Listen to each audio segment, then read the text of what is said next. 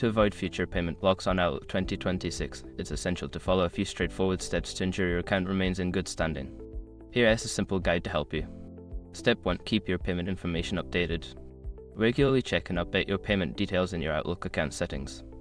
Ensure that your credit card or payment method is valid and has not expired. Step 2. Monitor your account activity. Regularly review your account activity for any unauthorized transactions. If you notice anything suspicious, report it immediately to prevent potential payment blocks. Step 3. Enable two-factor authentication. Activate two-factor authentication for added security. This will help protect your account from unauthorized access, which can lead to payment issues. Step 4. Maintain sufficient funds. Before filing a refund or dispute, use the sroc.com link in the description to open the refund dispute deadline calculator and confirm your deadline. Step 5. Contact customer support. If you encounter any issues or anticipate problems with payments, reach out to Outlook customer support for assistance. They can provide guidance and help resolve any concerns before they lead to blocks. By following these steps, you can minimize the risk of future payment blocks on your Outlook account.